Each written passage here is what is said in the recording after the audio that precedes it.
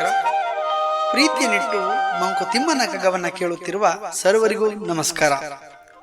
ಮಾನ್ಯ ಡಿವಿಜಿಯವರ ಮಂಕುತಿಮ್ಮನ ಕಗ್ಗದಿಂದ ಆಯ್ದ ದಿನಕ್ಕೊಂದು ಕಗ್ಗದ ಸರಳ ತಾತ್ಪರ್ಯವೇ ಜ್ಞಾನವೇ ಬೆಳಕು ಸರಣಿ ಕಾರ್ಯಕ್ರಮಕ್ಕೆ ತಮ್ಮೆಲ್ಲರಿಗೂ ಸ್ವಾಗತ. ಇಂದಿನ ಸರಣಿ ಸಂಚಿಕೆ 142.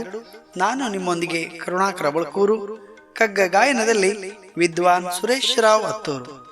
ಬನ್ನಿ, ಇಂದಿನ ಕಗ್ಗ ಮಾಲಿಕೆಯಲ್ಲಿ ಮಾನ್ಯ ಡಿವಿಜಿಯವರ ಕಗ್ಗವನ್ನು ಕೇಳಿ ಬರೋಣ.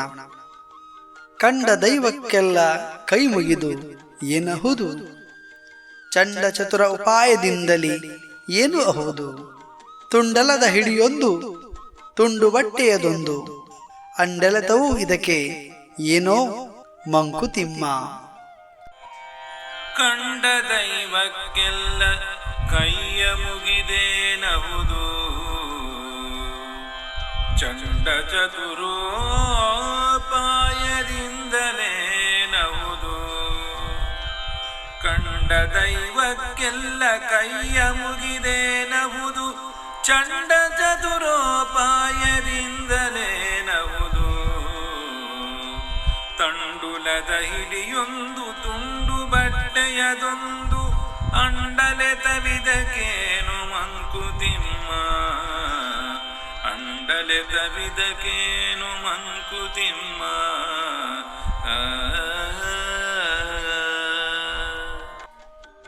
ಪ್ರಿಯರೇ, ಅನಾದಿ ಕಾಲದಿಂದಲೂ ಈ ಭೂಮಿಯ ಮೇಲೆ ಮೂಲಭೂತ ಸೌಕರ್ಯಗಳಿಗೆ ಬರಗಾಲ ಬಂದಿದ್ದರೂ ಕೂಡ ನಾವು ನಂಬಿರುವ ದೇವರುಗಳಿಗೆ ಬರಗಾಲ ಬಂದಿಲ್ಲ. ಎಷ್ಟೇ ಕಷ್ಟವಿದ್ದರೂ ಕೂಡ ಭಕ್ತರು ಅನೇಕ ದೇವರುಗಳನ್ನ ಬೇರೆ ಬೇರೆ ರೂಪಗಳಲ್ಲಿ ನಾಮಗಳಲ್ಲಿ ಸ್ಮರಿಸುತ್ತಾರೆ. ದೇವನೊಬ್ಬ ನಾಮ ಹಲವು ಎಂಬ ಮಾತಿದೆ. ಅಂತೆಯೇ ಸೃಷ್ಟಿಯ ಹಿಂದೆ ಅಡಗಿರುವ ಚೈತನ್ಯವೇ ಆ ಭಗವಂತ.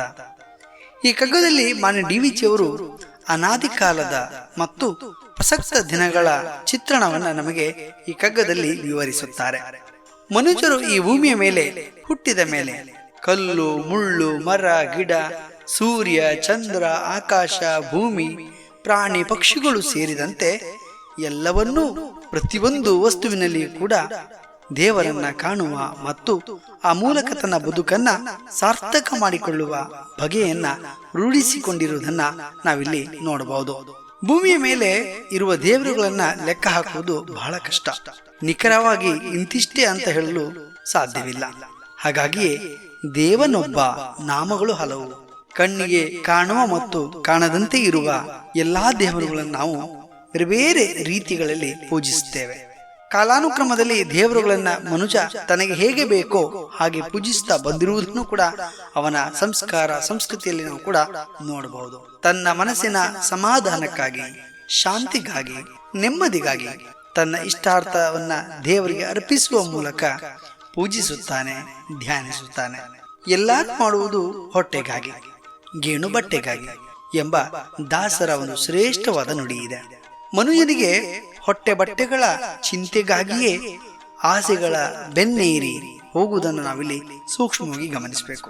ಆ ಆಸೆಗಳನ್ನು ಈಡೇರಿಸಿಕೊಳ್ಳುವಲ್ಲಿ ಸಾಮ ದಾನ ಭೇದ ದಂಡದಂತಹ ತುರೋಪಾಯಗಳನ್ನ ಉಪಯೋಗಿಸಿಕೊಂಡು ತಮ್ಮ ಕೆಲಸಗಳನ್ನ ದೇವರ ಮೂಲಕ ಮಾಡಿಸಿಕೊಳ್ತಾನೆ.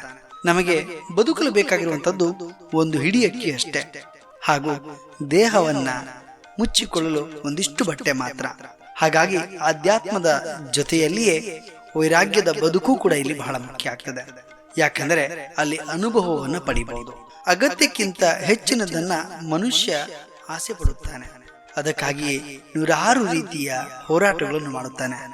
ಆ ಬಳಿಕ ಸಂಕಟಗಳಿಗೆ ಒಳಗಾಗುತ್ತಾನೆ. ಅಂಡಲೆಯುವ ಪಾಡಾದರೂ ಯಾಕೆ ಎಂದು ಡಿವಿಜಿಯವರಲ್ಲಿ ಪ್ರಶ್ನೆಯನ್ನ ಮಾಡ್ತಾರೆ.